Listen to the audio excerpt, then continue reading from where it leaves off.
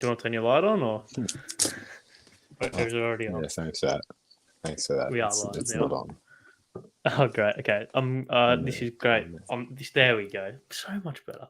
This is great. On the fly kind of socialing. Yeah, why not? Should have probably done this about 15 minutes ago, but who only rocked up 5 minutes ago? You. Yeah, right. So yeah. Okay. Yeah, because I was rushing to get in. Oh yeah, right. So okay, that's not my problem, is it? All right. Okay. Let's tweet this quickly. This is great. This is unbelievable content. All right. We're live. We're back. Hello, Nathan. We're here. Thank you very much for joining me again. We're here. Yes, we are here. And after the weekend's football, maybe I shouldn't be here. Maybe Pom should have come in and hosted again, because I'm sure we'll touch on that. I'm sure we're going to touch on that at some stage. But it wasn't a great weekend for me prediction wise. But how was your weekend generally as we kick things off? How was your weekend, especially after Thursday night, which is a good win for the club we don't speak about on this show? Yeah, well, look, Thursday was a good start. Lost my voice that I barely had on Thursday night, so I ruined it even more. So Friday, I genuinely couldn't speak. There was nothing coming out of my mouth. Slowly recovered. Sat through Bulldogs St Kilda, which was a thrill, if you could want to call it that. I can tell in the enthusiasm in your voice. It was a thrill, hey? But, the good week of football, but it wasn't one of the best weeks of football. It was just did the job for round 2.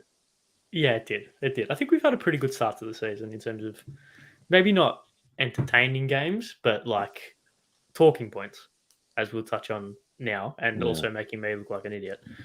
It's the second week. It is the second week. I thought we were going to come into this and be like round 15, round 14, Collingwood are going to be like 5th or something, and Gold Coast is going to be like 10th, and it's going to be like, oh, you can't predict. But no, it's taken 2 weeks. It's taken 2 weeks, and I think this is a great segue to touch on our first talking point, and a little bit self-indulging as well, of course. But I can't predict, and I was. You had control of the Twitter. Well, we both have control of the Twitter account, right? And I didn't see some of the things that was put up on Saturday afternoon. I was indulging in external activities, and then I think I checked Saturday night, and I was like, oh, right, he's given me a fair old whack, and you know what? It probably deserved in retrospect, don't you think? Well, you sort of had it coming for you. You didn't think I was just going to sort of, let it go that you predicted Collingwood to finish 12th. And there was always that possibility they were going to win in round 1. They did. It already, set you off a bit, and then they beat Port Adelaide, which I feel like my prediction on Port Adelaide is now a bit more valid. But it's still, they've had a good game and a bad game, so they're right in the middle. But I said they won't be any better, and I think Saturday sort of proved they didn't get any better, because you'd think Collingwood would be a team they would beat, but still a long way to go. It is. It is a long way to go, and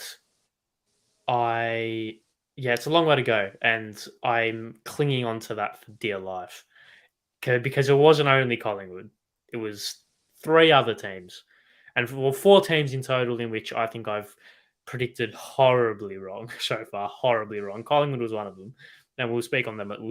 We'll touch on that game now. I think now the fact we're on just a little bit, but it was a demolition job. I went, and granted, the footy wasn't the forefront of my mind during that game. It was more trying to get as drunk as possible, but like drink responsibly, of course. I was watching it and I was like, this is really annoying. This is really annoying because I don't want to say this, but they're quite good. They're quite good, aren't they? Yeah, they're good. They're good. It's just something about, like, I don't know. It just feels like, I don't know if it's a culture thing, but like you genuinely couldn't see them losing a game. Not in the sense that there's just, you could never see them going into a game and saying that other team's going to be better than them because they're always going to do something. And if they lose, they're going to lose not unexpectedly, but I don't know. I just can't look at a game and think, geez, I'd say the other team's the favourite. Yeah, I think just because of the unpredictability factor, I think Yeah. we still don't know. Like we still don't. They could come out this week and get pumped. We actually like I'm not confident, and I think a lot of Collingwood supporters aren't confident still, despite what they showed on the weekend. And I think it's going to take a couple of weeks to get that confidence going again. Also because of the way that they performed last year wasn't great despite winning. Right, I think especially in comparison to how they played, especially last weekend. Right, it was like the Collingwood of Saturday afternoon beat the Collingwood of last week by about 10 or last year by about 10 goals. It's not even a debate, right? Like that would be a massacre if both of those sides played, I think. They're winning a lot more contested footy. I think Tom Mitchell has been a very astute acquisition.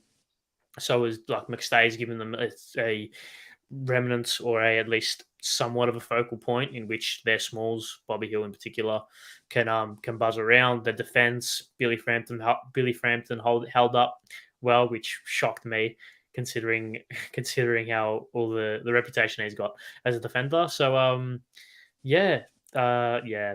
I don't. Can we move on? I think we can move on, can't we? Because I don't want to speak about them anymore. Yeah, go ahead. Go to your next shit prediction that Yeah. is already Well, terrible. I'm not. I'm not as angry about predicting Gold Coast to be in the top 8 and them going 0-2 because Sydney, fair enough. Essendon, maybe not.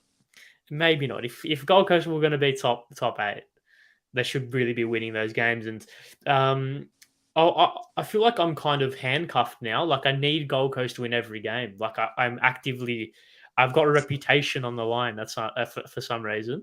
I put my neck out on the line for them. I need them to win every game. So I've somehow become I should have joined the blokes of the active area. All the 14-year-olds, which you squatted, which was quite good. Yeah, I should probably join them and get involved because my reputation's on the line for them, or whatever my reputation is. Not much, but I mean, they didn't do me any favors on the weekend, put it that way. Yeah, I just don't think it's ever going to happen where you find a Gold Coast team that's just going to go into state and win. Like it was competitive and it was a close game, and they had bits, times where they're in the lead, and then they just they fell apart. Like, and Essendon have started well, but I don't think it's going to continue. They actually do have 2 quite winnable games next. I think they got St Kilda and GWS, but then they also have, I think, Geelong, Melbourne, Port, Collingwood all in a row. So I think we'll learn a lot about Essendon probably after round 4. But yeah, with the Suns, it would be frustrating if you are a supporter having to sort of constantly, it's like, Groundhog Day with just going into state. You look like you're about to win and then they fall apart. Yeah, it is one of those. They're one of those teams. So much promise, so much potential, so much nearly factor, so much. Oh, they've got. I mean, like, I don't want to do a self plug too much, but I do another podcast about a different sport, right? And I made this comparison on the latest episode. I said you can have all the ingredients. You can have some dough, some tomato sauce, some cheese, some salami. It's not a pizza until you put it all together. The Suns aren't a top 8 team, despite them really having all the ingredients for a top 8 to be a top 8 team. They've got great midfield, good ruckman, spearhead up forward.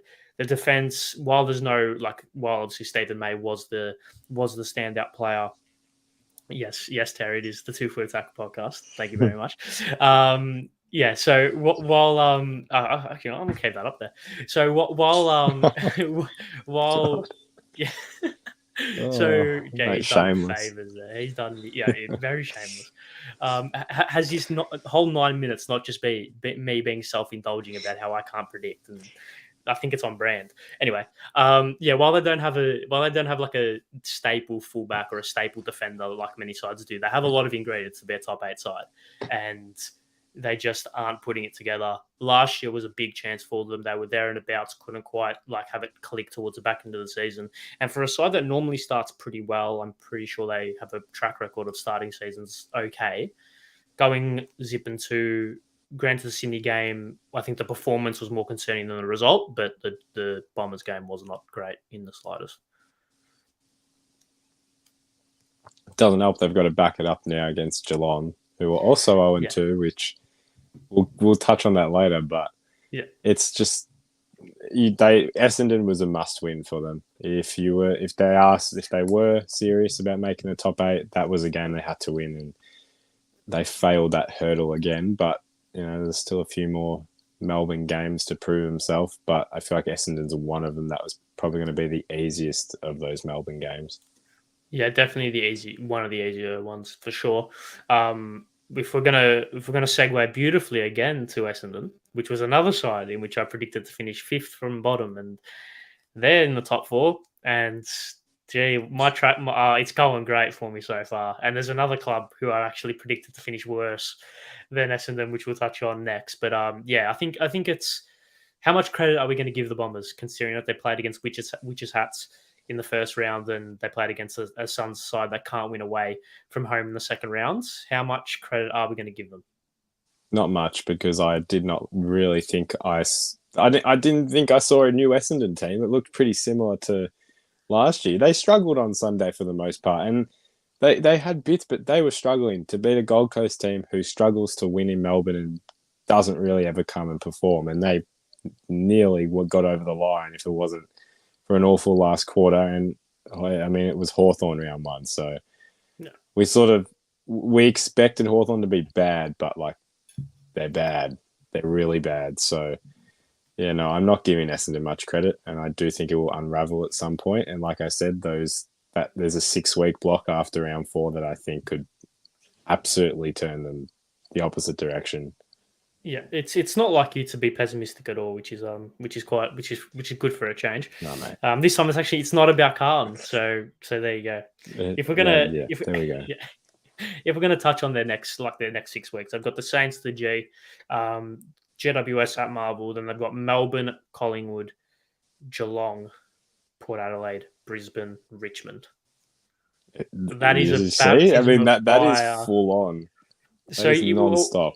Well, if we're looking through them, you've got the Saints at the G, which is technically an away game, but will be a home game for them. So that's as 50-50 as it gets, in my opinion, considering the start of both of those two sides. The Giants at home at Marvel, you should expect that to win, even if they're not a top 8 team or a top 6 team. You'd expect, if the preseason prediction was for both of those teams to be around the same mark, that's a game that they should win, considering it's at home and etc. Then they've got Melbourne in Adelaide, of course, for gather round. So who knows, their confidence could be high, and that could cause a shock there. Anzac Day game, which, I mean, we spoke about the Pies, they look good, so that's going to be interesting. They've got the Cats at the G, which, depending on how they go on, could be something. Port over there, that'd be tough, despite how they performed on the weekend. Brisbane at the Gabba, I'd be shocked. And then the Tigers at the G, and the Tigers, of course, we all know how well they play the G. Then they've got West Coast over there, which is probably a game that they were looking to be bouncing back with. Then the Roos in round 12 at Marvel, and then they've got us before the bye. So I know we've extended that to quite a long time, but you're looking at their up until the bye about 4 games in which you think that they could win, or you think that they should win. That put them to, as it stands, 6 wins up until the bye. Maybe it's not all that bad, unless they really capitulate. It's hard to tell, but I don't know. I just wasn't very impressed with what Essendon, how they performed on Sunday. You'd think if they were, it's hard to tell if they're serious or not about making finals, because we don't really know where their mindset is at. But just want to touch on a quick player. I wonder who. You know where this is going. But I wonder who. Will Setterfield. Hey, no personal bias here. All Australian Setterfield, I heard.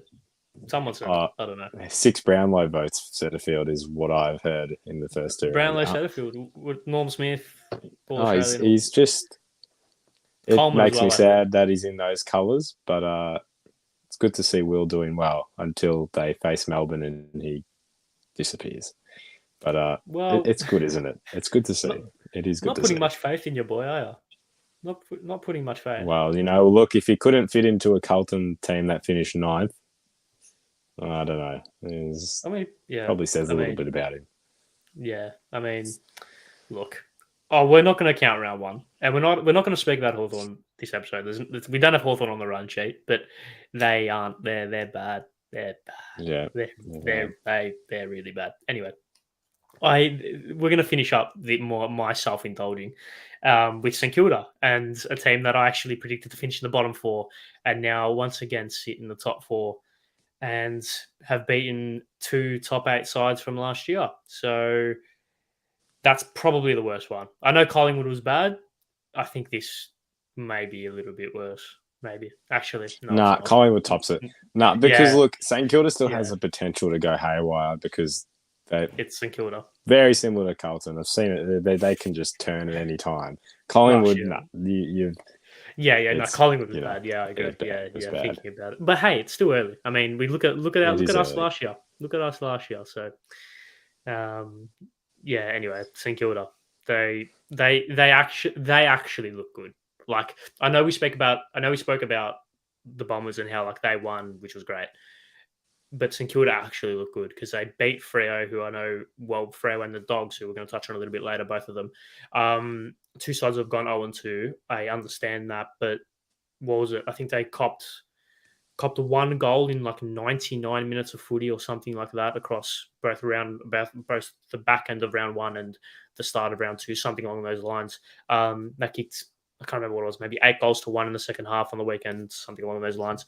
They, without their big stars, obviously, Jack's still gone down with a collarbone that he snapped in half. I think the other part's in my living room. That's how far apart it was from the other one. That X-ray is shocking, and the fact that he played out the game as well is even more surprising. But without Jack Steele, it's going to be tough for the next month, maybe month and a bit.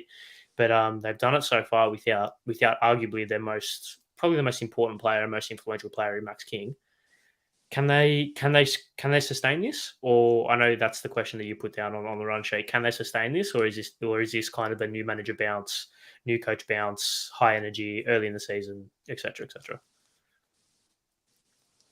I'm not sure because with 2 games that have been against, well, in hindsight you can say weaker opposition. It's hard to tell because Ross is obviously very skilled tactically. He'll know how to combat each team. I think it's whether the players have the ability to repeat that week in, week out. And look, the list isn't it's not extremely talented. It's definitely got aspects that are stronger and aspects that are weaker. But look, if they get off to a good start, there's no reason they can't continue it because in previous years, I mean, last year they started 4-1. So, I mean, they did drop off eventually. So it'll be very interesting. Such a new coaching look, and it's similar to what the Blues did. Pretty much got rid of everyone and brought new people in. And I'm not sure if this year they'll be able to sustain it. And I think speaking very much from what we've seen with experience with our club is that when you have, it will get to a point where the players will fatigue towards the end of the season. I think they've got a relatively difficult run home from memory, and so early to say now. They could be already locked at top 8 spot by round 15 and it doesn't have to matter, but I'm not too sure. But I like the way they go about it. And like you said, I think it was the 3rd minute of the 3rd quarter to, I think, the 9th minute of the 2nd quarter in round 2. So it's without scoring, without conceding. So no, very impressive. But it's got some players on the injury list that will probably come in. You'd think Max Kim would slot in when Steele comes back. It's an interesting team, and I think they don't have a lot of expectation on them as well, which I think is going to help them. And I think you've seen that in the first 2 rounds. They're just playing football and putting their all into it with freedom. Yeah. Sure. Yeah, so their run home from round 21 onwards is Carlton, Richmond, Geelong, and Brisbane, with the last one being away from home. So yeah, you're right. Their run home, especially in the last month, is very, very difficult. You're right as well, though. They could have sewed up a top 8 spot by then. It's just about kind of testing themselves against tougher opposition. Or you'd like to think, as I said, well, based on what we've seen so far, that those teams will be tougher than what they would have versed in the more proportional part of the season, if that even makes any sense. But touching on that point about the players coming back, with such a system that has worked with it being very much, I mean, look at the forward line that they're running around with, right? Zane Cordy and Mason Wood and all these players. It's a very much a systematic style football like system. Like the tactic is very much systematic based, like very system based, very role driven based.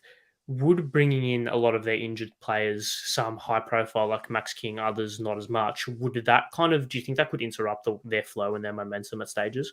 Because Max King isn't going to play the same as Zane Cordy. Like, that's just an example. Max King is going to get the ball out to me one-on-one. I'm going to take marks. I'm going to kick goals.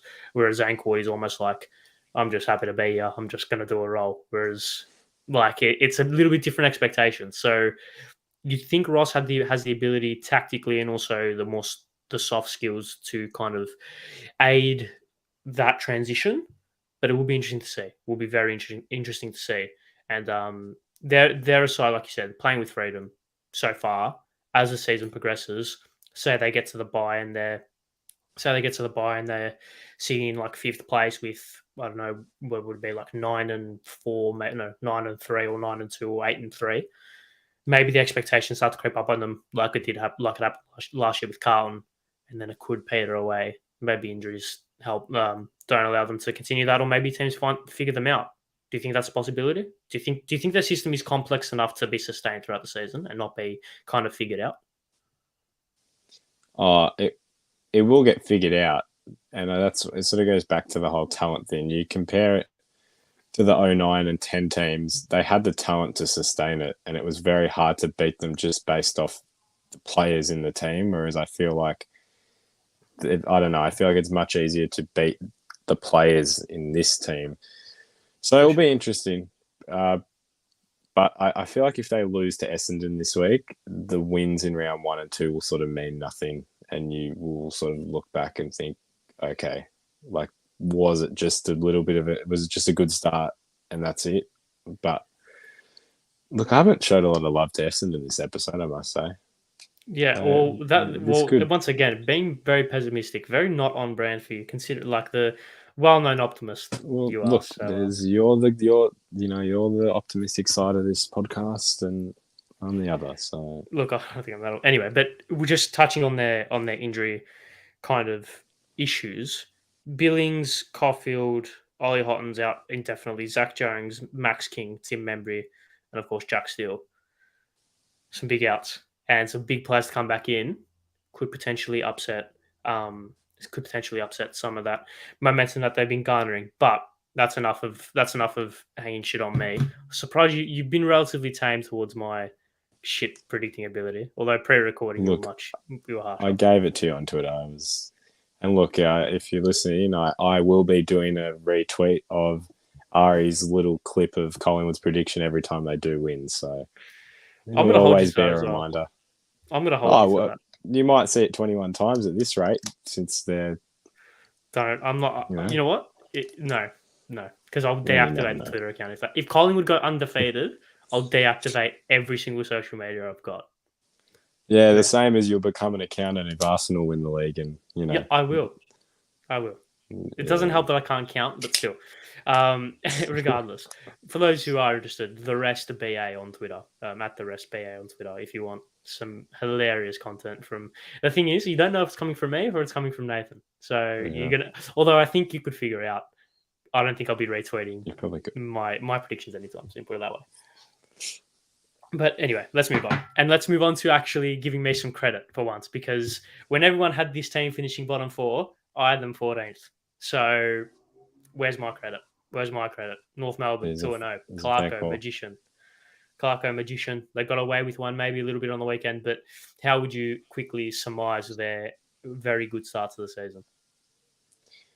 I think it's like similar to St Kilda, where it's a lot of freedom, and you know they are playing for development at this point. Like I don't think premiership points matter to them as much as creating a game plan and a system that's going to be able, that's going to be sustainable across the next couple of years. And they've it's sort of been convenient where they've played West Coast to probably similar level to them, but they were a bit better North, and then go to Perth and play a Freo team who desperately needed to respond to it under a lot of pressure in Perth. It was actually set up very well for them. And did you not predict North? I swear you predicted North to win this. Well, I did say last week that I would keep track of the predictions, and I didn't. So you know what? I did predict North as well. Why not? I reckon there's a chance you predicted North, so I'll give that one to you. Well, do you quickly want me to find out? Because I'm actually quite interested. So, I'll find out, and I'll keep. Well, I'll quickly stall. I'll find out. But no. What I was going to say before you continue is this has been a very good kind of way of them playing in a sense, and the way that they've responded, especially considering all the shit that's happened pre-season and even during the season. Seeing them come out and not be phased and just kind of playing with true freedom and just not caring is good to see. And Harry Sheezel as well. He's a player who could be. Everyone's speaking about Nick Dacos, about was it Brownlow Dacos? I know we're going to touch on a player who I think could potentially win it, but Sheezel's had a I can't remember two better debut games from him. He was excellent round one, and I think he was very good. Maybe not as good, but still very good over the weekend as well. It was, it was very well. I predicted him rising star. Not that he's won it yet, but I did back him. It's very interesting watching him in the back line, considering all of last year he did not spend a second in the back line. And when I chatted to him, he sort of said, it felt, I wanted a bit of midfield time to start, but then it just didn't really happen with, he was playing with Will Ashcroft, Ollie Hodden, Cam McKenzie, all those guys, and they sort of pushed him out of the midfield, spent all his time in the forward line, and it's quite crazy to watch him dominate in the back line. It is such a weird sight, but he's tearing it apart, and he's a good asset. But I wonder if he'll continue it, because he's a type of player who I don't think form will impact him that much, and he's got a very good mindset when it comes to bouncing back if he does have a negative game. So I've loved what I've seen from him. So good start for him. Yes, and I've just quickly checked. I did predict North. So you did. You can talk shit about my predictions all you want, but who's the real genius? Who's the real genius? And the answer's me. Oh yeah. I'd rather one correct footy tip than blatantly just telling everyone the Collingwood Football Club will finish 12th and they finish first. So right, let's everyone go back and rewatch last week and say who Nathan predicted. Oh wait, you didn't rock up. No, but every time that every prediction Pom gave was actually mine, minus I said Dogs and he said St Kilda. But I'll let him. Yeah. I'll take the St Kilda tip from him. So there you go. Right. No worries. Okay, sure. I actually forgot to introduce you as the resident draft expert on this channel. So Pom, move over. You've had first-hand experience with shares. Oh no, hold on. Let me plug my podcast, the Craft of the Draft podcast, since that's what we do here. Yes. Why not? Why shall we not? Give that a follow. Yes, exactly. If you want to hear from the draft expert himself, you can go over to that. The more you shake your head, the more I'm going to do it. So I think you should just embrace it at this point. No. What? I'm embracing it. I am the expert. You are, exactly. Pom can move out of the way and you can jump in. Anyway. No, I don't agree with that statement at all. Let's not even go into that territory. Well, we are. I have. Well, yeah. Here, and then you're up here. Anyways, let's move on. So anyway, with Sheezel, he upset. I'm pretty sure he would have upset a lot of fantasy people and maybe multi people, some betting people as well. Playing in the back line, he would have had him for a couple of goals, but gamble responsibly, of course. And I'm guessing one of those people was you. Yeah, it was. But the thing is, when you put 14-leg multis on, you can't blame it on one person because at least 3 of them don't get up. Forward HS, my friend. Forward HS. Gamble responsibly, of course. Anyway, yeah. So what's their ceiling? What's their ceiling as we kind of finish up this talking point? What's their ceiling this season? Because, like you said, they're in a similar boat with St Kilda in terms of they are playing with a lot of freedom so far. This season, the first two games haven't been that tough. I mean, Freo over their pre-season, we were looking at that and thinking, gee, that's a tough game. But West Coast at home, regardless of their expectations pre-season or regardless of how they've performed so far this season, you would expect, based on their pre-season expectations, that they would have won that game anyway. Freo over there, a good result, despite the controversy at the end, which we'll touch on after we finish this point. Yeah, where's their ceiling? Where do you see their ceiling? Well, I think 14th is realistic. Obviously, I mean, I didn't back that opinion, but What was I'll that? back it now. Oh, Was look, that Ari getting I prediction rate it. right? I Was it? rate it. Well, we haven't got it right yet. They could go 2 Yeah, and 20, so yeah, that's but they're karma. not. But all right. But look, I don't know. I think 7 or 8 wins. They're not going to maintain it realistically. They're like, Yeah. same as sort of St Kilda. You'd expect at a point that game they'll get tired. They won't be able to sustain that game plan, and it is still a very young list. That a lot of them. I don't know what the average games played is, but I couldn't see it being higher than about 60 games. So I think they'll always be competitive, and that's something Alistair Clarkson will definitely implement in them. No more blowouts, I think. And I think the North Carlton game in 2 weeks will actually be a very good indication of how mentally tough they are.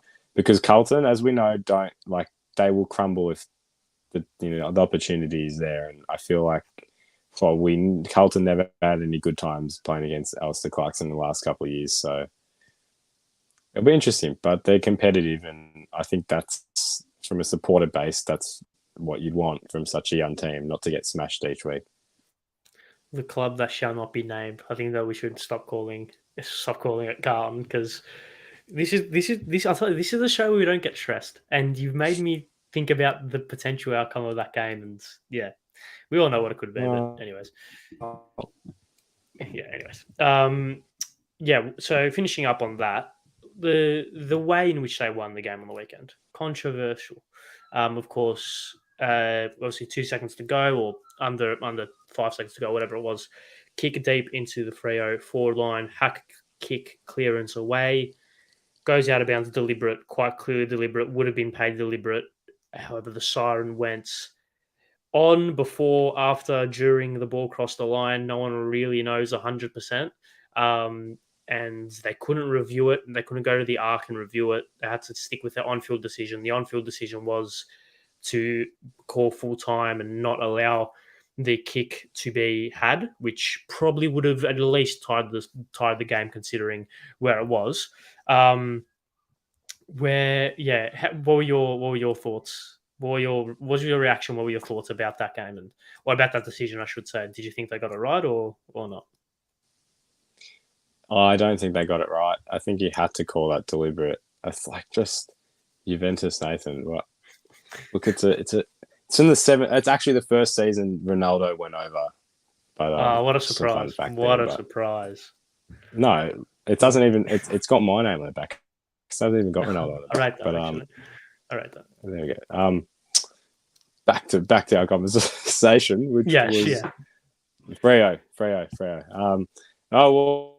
No, I think you had to have called that deliberate. And I mean, isn't the general rule it's not over until the umpire blows his whistle and raises his hands two hands up, and they didn't do that. I don't know. That's a tough one. I think actually for Freo it was a better result than of getting a draw out of that game, because now at least it says, oh, we actually have to pull our finger out now, like 0-2, whereas they could have got a win in a game they were pretty average in, and they're like, oh yeah, good, got a win on the board. We'll continue playing the way we're playing. Whereas I think now they've got a bit of a kick, but in the decision overall, I think it was incorrect. Well, I would tend to agree, but also the siren went, and I think under any circumstance the umpire would have blown the whistle if he wasn't about to blow for deliberate. if that makes sense. So it's like what takes Yeah. precedent, the ending of the game or a potential decision that could be paid. So it is one of those things. I'm happy that they didn't go up to ARC or the talk around introducing a VAR isn't happening because it's the don't even get me started on that shit. I'm happy that we're speaking about a potential human error rather than a computer error, right? And we already have enough of that with the ARC, so let's just put that to bed straight away. That's not going to happen. Shouldn't happen. Isn't happening. If it does happen, I'm not doing the show anymore, right? Where I'm happy that we're talking about, if we are talking about a wrong decision, it's human error because humans make mistakes and we can at least accept that. If I was in that position, I probably would have ended the game. Also, because as the umpire, like you can't actually see when exactly the ball crosses the line because obviously you're looking at it from a front-on perspective. You're not looking at it from a side-on perspective. Like the boundary umpire, if the boundary umpire was like had a I don't know. If the boundary umpire was allowed to make proper decisions in a sense, maybe you could give that deliberate. But I don't know. It's one of those line ball decisions, and I think overall North probably deserves to win considering the overall performance. And I agree, it would have been like a plastering over the cracks for Frey if they did get that kick and if they scored or if they got a draw or a win. Would have been the second draw in the season, which probably would have been the earliest two draws ever in any season, maybe. So that could have been an interesting stat. But some more feedback coming in. I think that's a direct shot. No, look, it was a gift. It was a gift from my uncle who went overseas. I have never been out of this country. One draft expert talking to another and having beef. This is Carlton. We get on the phone. Report this. And then some more feedback. Yeah. Yes, exactly. And I think we also feel that with Tasmania. And I mean, with all due respect, it's like the far west and the far southeast, which probably if you're Scottish, it's the English equivalent. So there you go. But no, it was a good game. The non Channel 7 televised game, as we get back on track, the non Channel 7 televised game, and those normally are shit games, but this was actually quite good. Let's move on. A couple more talking points before we end things. This coming to my attention and is an opinion that I now hold very strongly. Jeremy Cameron is the best player in the competition, and it's not even close. Like he's the most impactful, most influential, most dangerous, most intimidating to come up against player in the competition by a country mile. Like I know Dacos had a great start. Cameron is streets ahead of him right now in terms of his actual proper impact on games. Like Cameron kicked 6 and had 25 touches on the weekend or something. Obviously, LDU's had a great start to the season, and then you've got your actual or your more tenured kind of players like Cripps, Oliver, Track, Bont, etc. But he was the best player in the league last year and didn't win the Brownlow because it was a midfielders award. If he's kicking 6 and having 25 every 3, 4, 5 weeks, and in those other weeks he's kicking 3 and having 20, I don't see how if he keeps his trajectory on the same pace that he's going, I don't see how he can't win the Brownlow. I genuinely don't. He is freakishly good, like freakishly good. Well, it was another prediction. I said him so early, but I did say him to win the Coleman. Yeah, because he's just that main man. He's gonna score every time he gets the ball. He also doesn't like every time he got the ball on Thursday night, you just knew like it's going in. Like this isn't missing. And even from 55 meters out, any other player, that's a kick you're making probably 2 times out of 10. Him, it's in. Like they're going to be 6 points down now, and you just know it before he kicks it. Yeah, I would try and argue and say there's a better player, but if I can't think of anyone else at this current point in time. Yeah, I mean, we love Kerner, we love Charlie, but there's something different. There's just something different about Cameron. Like I think this is actually quite an interesting point.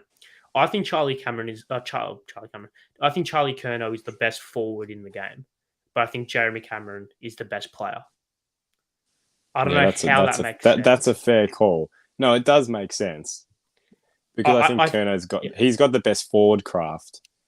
Whereas Jeremy Cameron, if you're looking at the best player in terms of someone who's going to impact the game every week as your number one, he'll do it every week. Whereas Charlie, we've seen he can, have some moments that make, stop you from going 25 points up in the fourth quarter. But that's besides the point. Yes. That's besides the point. Yes. Yeah. Thanks for the PTSD coming back again, mate. Appreciate it. I would agree with that. I think that would be the explanation that I would give as well. Yeah, I agree. He's just a freak. Like, I saw on the weekend a player, when I hear stories like from my dad and from like people older than me about like the great forwards of the game, the great players of the game in previous years, I didn't like. I struggled to find an equivalent. Like, there's been no equivalent to Tony Lockett in our time, right? There's no equivalent to Jason Dunstall, etc. I think he is a player. If you're going to give it a comparison, the closest to Wayne Carey as a footballer that we're ever going to get again, in my opinion. Just that centre half forward that can tear games apart, like be the best player in the league. And I really like the way he goes about it. By all accounts, he's a great bloke as well, and he's just a man who loves his farm animals, and we saw that last year. So you got to hand it to him. He's funny as well. Do. That is Lego's just a very, very well contained man. There you go. Yeah, humble. Your best player right now. Humble. There we are. Look, Pom. I agree, but once Charlie Curnow has 25 touches and kicks 6 goals in a game consistently, I just can't give it. Like, I love him, and I agree, best forward in the game. But also Cameron is a one set shot to save my life. I'm probably taking Jeremy Cameron over Charlie Curnow, with all due respect. I mean, he was kicking arrows on the weekend or on Thursday. Arrows, for the most part, anyway. So let's move on. Let's move on before Pom has an aneurysm watching this, because we're shitting on his brother as well. But let's speak on this just quickly because it was quite funny. The Gabba lights gone out. It was bizarre, and it actually made a shit game entertaining for some reason, and it had nothing to do with the game. The lights should go out more often, I'd say. I can't believe there was a grand final played there 3 years ago now. Like that's weird to think about, that a ground like that got off at a grand final. But it did make. I know my favourite part was, I can't remember which one of the commentators, they went onto the field. And this is after the lights went out, and the first thing they say is, "It appears the lights have gone out at the Gabba." Oh, have they? I didn't notice. I thought they just turned down exposure on the camera settings. Made it dark. I thought a bird had come across the camera. Yeah, that's a great. I can't remember, I don't know who said that, but great analysis. Okay. Yeah, up there with yours, a couple of weeks ago as well. It is. That is on par. Yeah, it is on par. That was like, I can't remember who said that, but you know when people shit on like the coverage, like, oh, we need proper analysts in the game and stuff. Like, what's wrong with that? I'm gonna try find that clip and try and share that on socials, because that's great banter. But that's good shit. But it was similar. It was similar to what happened last year with Buddy and stuff running onto the ground. Just made a shit game. Just must watch TV. BT running on the ground trying to figure out what was going on was great as well. Funny. Do you reckon? I reckon there should be one game a season. Remember that time at Optus when there was lightning? I reckon there should be one game a season where something happens, like minimum, like. This was funny. Wow. This was funny. There should be one game a season where just something, like what? So we had lightning. No one was hurt, so it's fine. We had people running onto the ground. Once again, nothing happened. No one got hurt, so it's fine. We had the lights going out. Once again, no one got hurt, so it's fine. What's next year? If you had to contrive a moment. If you had to contrive a moment next year to stop a game for 45 minutes, what would it be? Without anyone getting hurt as well. That's the main thing. Oh. Go An on. animal walking on the field. I reckon an animal. A pig at full forward again? On the field. A pig at full, like one of those. It's a bit hard now, actually, to how are you going to sneak a pig? And you reckon? Yeah, imagine you're sneaking a pig into the ground. You know what I'm interested that no one's ever done, like brought like air horns or something to a game. I'm surprised that's. Yeah, like it's pretty easy to get them in. You'd think. Like it's from a who mid would top. question it really? Yeah, but So would that stop a game? Like you're right. Last year had the fire alarm as well, and that it was wouldn't quite stop. early. It wouldn't. It was That was early. It quite was like early in the round season as three. well. That as well. Yeah. Yeah. Well, Yeah. then what's I mean, yours? um, God, gee, I put you on the spot. Now you put me on the spot, so I think it's only fair. I don't know. I think a pig at full forward again would be hilarious. Would genuinely be the funniest thing I think anyone would ever like. You can't even make those moments. Um, like I don't know. Maybe like I mean, I was gonna say the lights going out, but like I was gonna say fire, but that's probably like a hazard of some sort. Um, or like a flood, but once again, that's a hazard of some sort. I don't know. That's the thing. No one could kind of contrive or script the lights going out. So maybe we're just gonna tune in this time next year, and something else is gonna happen. And there you go. Maybe a player kicks 100 goals in a game, or 100. Yeah, maybe someone kicks 100 in a Yeah, season, and more people it's run on.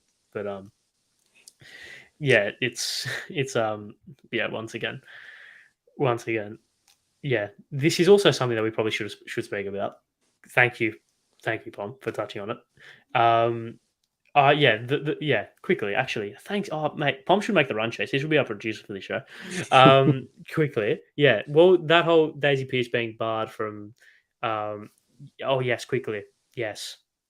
Well, that would kind of move on to a player, an animal running onto the pitch. Yes, I agree. That, but it has to be in a funny spot. It can't be in the pocket. It has to be dead center or like in the goal square. It can't be tense. like it can't be like in like on the half or flank. Something it has to be in like a good spot. But yeah, with that Daisy, this has gone pear shaped. That's great. With the Daisy Pierce stuff, what are your thoughts? Obviously, opposition coach at Geelong being barred from the change rooms as a part of her role at Seven. Um, I think it's fair game. I mean, I wouldn't want an opposition coach going into my team's change rooms, regardless of what her media role is or what his or her media role is. If anything, I actually think it gives her the respect that she deserves as a proper coach playing or like coaching for a proper team in the AFL. Gives respect to her role, if anything. So yeah, I don't have any issue with that. Yeah, I'm not going to add any more purely because we've spent too much time talking about things we shouldn't have spent a lot of time talking about. But I agree with what you said. Well, yeah, Pom, I agree, but like, I think it's more principle than anything. I'm surprised you disagree. I'm surprised you disagree with our opinions, to be honest. But no, I think it's more principle than anything. Like, I understand, yeah, glucose in the water. Well, yeah, I don't know the effects of that, but yeah, I just agree. I don't know. I don't know. It's one of the very, very just innocuous and very just who really cares. But yeah, once again, we do speak a lot, so let's move on quickly to the unexpected 0 and 2s. So there are four. Well, there are four sides who are probably unexpectedly currently 0 and 2. Geelong, Freo, the Dogs, and Gold Coast. Let's get back onto more serious football discussion now. Where do we see them kind of their future? Of course, when we look at the Cats, kind of looking at it like from a more holistic perspective, the Cats are mm, maybe some people thought they could be 0 and 2, but kind of expect them to get back on track. Freo, very unexpected to be 0 and 2. People thought they'd be 2 and 0. They're on the back foot. The Dogs are in a world of hurt, like in a world of trouble. They're not good, in my opinion. And of course, the Suns we spoke about a little bit later or previously earlier on this episode. But yeah, what are your thoughts on those four teams who are 0 and 2, and where do you see them? Where do you see their futures lie in the back end of the season? Well, the Cats aren't bad because they're a bit different to the rest because we know they're not like they are technically worse than last season, but obviously not to that extent. They've played two teams who are striving to be like what they are, so of course it was going to be a tough start for them. But they do have now, I think, Gold Coast, Hawthorn, West Coast as their next three games. So you'd expect them to bounce back pretty hard now, and they'll be back like pretty quickly. And if they lose to Gold Coast, then there's probably some issues, but you would expect them to beat the Gold Coast second team, Freo. There's always that team that drops, statistically drops out of the eight, right? And I certainly thought they'd be like fourth or fifth. They still could So, be, but they really look poor. And I watched them against St Kilda. They just looked very lazy. that's the easiest way to put it. Their defensive running was really poor. There was no, intent moving forward. Just looked like a lot, putting Fife up forward just felt very forced, and it Yeah, was. what are your thoughts on that? Because he, of course, has been pushed out of the midfield. I don't think he gets into their best midfield. I think their best midfield is without him in it, and it's easier forward. I don't think he is. I agree. I No, think he's it is not. really forced. I think it's really forced Well, because I reckon you either put him full forward or in the middle. The half forward role just doesn't suit him very much. because it's not only the fact that he has no forward craft. He can't kick. Yeah. Kicked like six goals, 21 behinds or something. Maybe not last year, the year before, or the year before that. I don't know. But yeah, can't kick. I think that is forced. And I mean, is he on the trade table? Who knows? Or should he Knows. just hang him But up? I don't know. But yeah. So that's obviously Freo and the Dogs. I feel like we could speak about the Dogs for about 10 years because we spoke about them a little bit last week with Palm. They're in trouble, big time trouble. Nothing is going right, despite the talent that they've got. Structurally, are shocking, and their defense, especially. I know their forward line's not great, but their defense as well is. I mean, when that St Kilda forward line is tearing you apart, like I think we touched on it a little bit before, like Zane Cordy, like tearing you apart. And second game, Mateus Philippou kicking three, and Caminiti as well, like first year players tearing you a new one. They are well and truly off the pace. Well and truly off the pace. I think there was always potential of that happening, like pre-season, because we sort of sat here and were like, oh, like are they going to be good, or are they just going to be the exact same and fall off? And they're awful. They're like, it's just their skill execution is poor. Like the fundamentals are poor. Like minus your whole structure game plan, they can't even get the fundamentals right. So how do you expect to do any better than that? I don't know. I don't know where the Dogs are going to go, but it was interesting. Adam Treloar and Josh Dunkley have a podcast, and I was listening to an episode of that last week, but it was recorded pre-season, and they were asking each other, "Oh, like what's the standard for the Dogs in 2023?" And it was the whole, "Oh, look, there's no ceiling," and you're like, "Okay, there's no like you guys don't know what you want. There's really no goals. No It's just direction. Yeah. like no direction."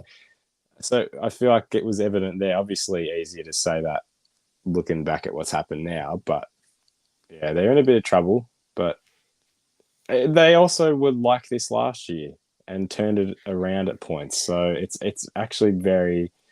We can criticize them now, but in like 10 weeks they could be like sitting seventh and eighth, but we won't know how they got there. Yeah, I agree, and I think it goes back to. I mean, touching on that podcast, it reminds me of a certain Gibberfish podcast as well, which is quite ironic. But no, I think what we spoke about before with and I'll touch on this comment by Pom just a little bit later. But what we spoke about before with St Kilda is that you can beat them based on that, like you can beat them on paper. And I know football's not played on paper, but at times it is just who's got the better players, and you can beat St Kilda that way, right? Because their talent, especially early on in the season, before they get all their players back, isn't going to be as strong as most of the teams, right? Despite how high they are on the table. With the Dogs, it's the opposite. With the Dogs, if they are able to turn a game into just a scrap, into just end to end, high tempo, high paced footy, where structure goes out the window and it's just who has the better players. I mean, I know the defense has a lot of issues, but still, I mean, like that midfield is still very good. That forward line has a lot of talent, especially. I know individually there's a lot of talent, just not working as a unit together. So in the middle of the park, they're set like Bont, McRae, Libba, Smith, etc. Forward of the ball, very tall as well. Aaron Norton has the potential to be a player that can win them a game off their own boot.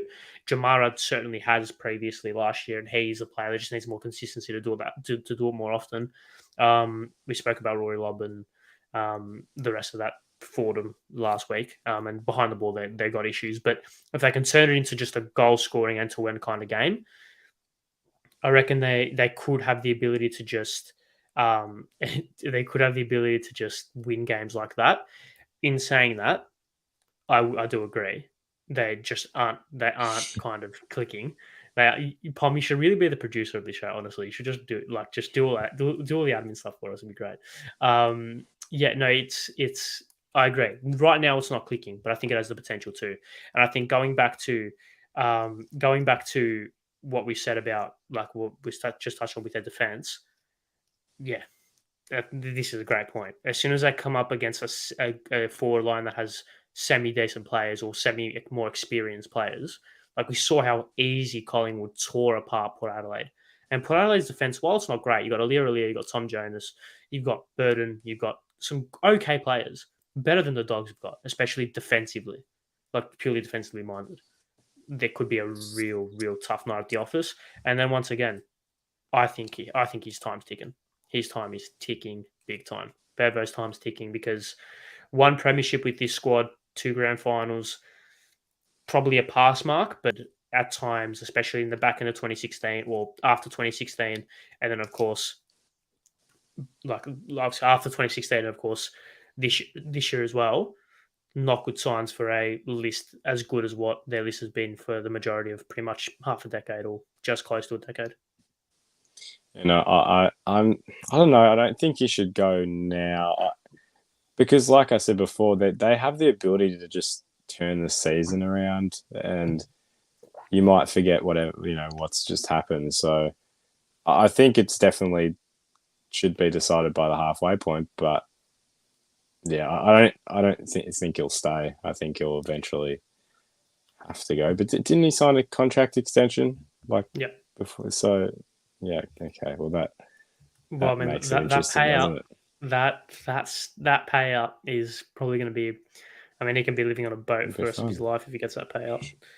The Mick Moldhouse treatment from Carlin. When we look at the bye, their bye comes in round 15, so they would play 14 games. If they are say after 14 games 4-10, what happens then?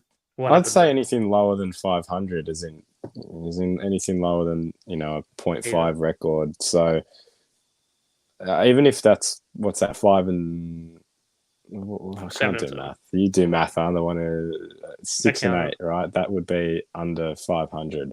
Yeah. I think that's even extremely poor. I mean, at 14 games, I'd assume 8th will be about 8 or 9 wins. Yeah, probably 7. Probably 8 wins. Yeah, 7, probably not 8. Yeah, probably. So probably then in that case, about if they're 5 and 9, that's probably enough. You think what for him to get sacked or for it to be like a pass mark? Oh, sacked. I'd say anything more keeps him there, but anything less, it's like, well, the hope is just dying. So yeah, well, they're playing tomorrow night against Brisbane at Marvel, so that gives them a little bit of hope. Then they've got Richmond at the G, tough. Port over there, tough. Freo over there, despite how they're going, tough. Hawthorn at Marvel, which you'd think. GWS, I know it's over there, but like you'd think they'd get that done. They've got us. They've got Adelaide in Ballarat, Giants up there, the Cats at Marvel, the Power at Marvel, and then North at Marvel.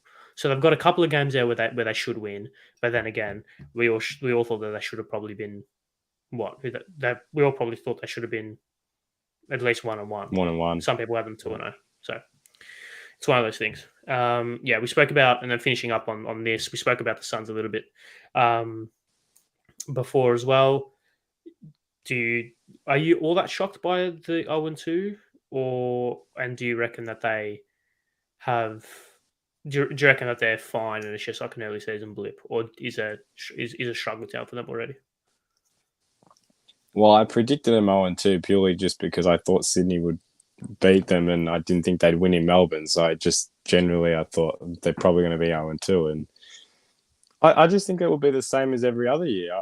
I don't see them making the 8. They'll win every couple games. Think that show promise that they're competitive, and they'll say in the media that we're still pushing for the top 8 and that we believe we have the group to do that. They'll come to Melbourne and lose to North. Like, that's the team they are. They won't get out of that cycle. I just don't think it's the players that will really ever change that. It's just an awful culture to be at that club in terms of a winning culture. They will never know that. At least for I just couldn't see it changing. It's Yeah, I mean, it's not a talent thing. It's just a club thing. definitely not a talent thing. Definitely not a talent thing. I think we've explored that. Definitely not a talent thing, especially with that midfield as well. Like that is a very good midfield and a very durable midfield as well. I mean, knock on wood for them, right? But yeah, I would tend to agree for the most part. But hopefully they can turn it around purely for my vanity's sake. MRO time quickly. Ticking over now, so we'll touch on this briefly. The main ones coming out of the week. The Gold Coast player got a week. Who was it again? Who hit that Essendon player? Charlie Ballard? Charlie Ballard. Yeah. Yep. Ballard got a week. Simpkin a week for a hit on a Dockers player. I don't know. I can't remember who it was. Yeah. Right. Yeah, and then the main ones, Burden 2 for his kind of sling tackle and Elliot, and then Nathan Broad, the main one, 4 weeks for his sling tackle and his driving tackle on Paddy Parnell in their game in Adelaide. Briefly agree with all the suspensions. I would for the most part. I think Burden a little bit stiff considering Elliott's kind of momentum and the fact that he was fine. He played out the game. But overall, I reckon to stamp that action out of the game is good. Broad, I have no problem with 4. Knocked him out. It was a bad look, and I understand he's remorseful, and that was a whole tribunal case about him being a good character, etc. But yeah, I tend to agree with all of those suspensions that have been handed down. Yeah, no, I agree. Like similar to what you said about Burden, I think Jamie Elliott being a bit smaller didn't help the tackle. I feel like it looked a lot worse because he was a lot further off the ground, but still the action itself probably warrants 2 weeks. So nothing I'm disagreeing with. Yeah, and this was So TDK TDK doing a flying knee to Reece Stanley's liver and making him getting subbed. He warrants a $3,000 fine and then also gets off the $3,000 fine, which is quite funny.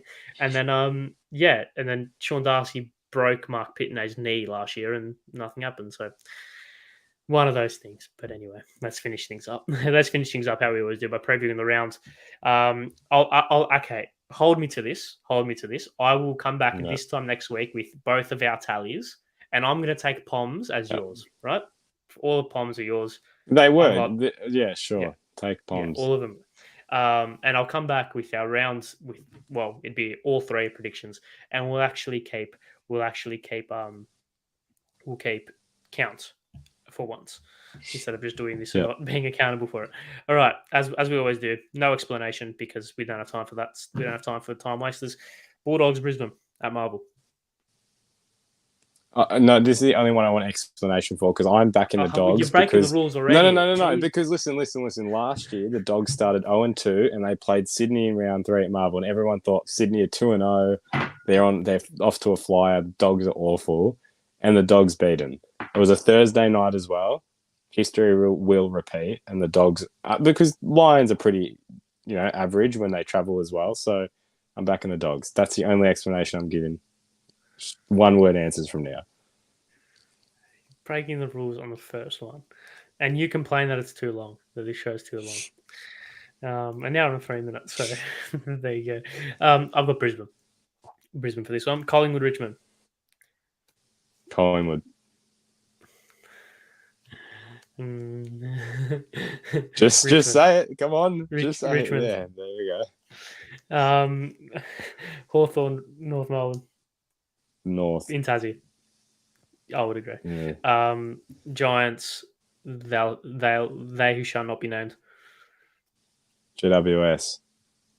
I hate you with a passion. I never tip. I never tip us. I always tip against. So GWS. A draw. You can't do a draw, so you're going to get the points either way. Yeah, you're going to give yourself the point either way. So even if the team wins, I made the run sheet. I make the rules. Draw. No, you're not getting. If it's not a draw, you're getting no points for that. Okay, fine. That's fine. Actually, no. Carlton by 34 points because I've got a stat. If we win by 34 points, I've got a stat which will be posted after the game. Also, if you would like some funny stats based on Carlton's first 2 rounds, go get over to my Twitter because Don't you mean the stats from the Blues.afl account? Don't even start. Honestly, don't even start. We're gonna have That words were after yours, this. mate. Okay, yeah, no worries, draft expert. St Kilda Essendon. St Kilda. St Kilda, yeah. Showdown. Port Adelaide. Yeah, Port Adelaide. Gold Coast versus the Geelong Cats. Geelong. Geelong, yeah. Sydney, Melbourne, or Melbourne, Sydney, I should say. Oh, tough one. Melbourne. I'm going to the Swans. I think they'll do what they did last year. Freo, West Coast. Oh, Freo. Yeah, they've got to win it, right? They've got to win it. I'll go Freo as well. Yeah. A couple of rivalries. You've got the showdown in the Derby, not the Derby, the Derby, with an E. It's with an E. But yeah, there you go. I think it's gonna be entertaining round of footy. Some good games as well. That are spread out. We don't have good games all on the Saturday and then shit games on the Sunday. But yes, that is it. That is enough for the show. Another show over an hour. So I think we're just going to have to accept that at this stage. I don't think it's going to get anything. I don't think it's going to get anything under. But yes, thank you all very much for watching again. Thank you very much for all the interaction. It was good fun to think on the fly for some of those, and probably why this show's over an hour. But yes, thank you very much for sticking around once again. Make sure you follow both of us on Twitter, Ari_Y_Stammer, and your at, please. I think it's Nath Seppi, but I probably have to clarify that for next week. You should probably know that if you come on. And the rest BA on Twitter as well if you want. If you want to see me get clowned on by my own co-host every week, which is pretty much what 90% of the show is. But anyway, make sure you subscribe to the Blue Abroad YouTube channel as well. Like the video. See you guys next week, where I promise I'll hold myself accountable with the tips. But yeah, thank you guys for watching. Thanks for sticking around. See you guys next week. Goodbye.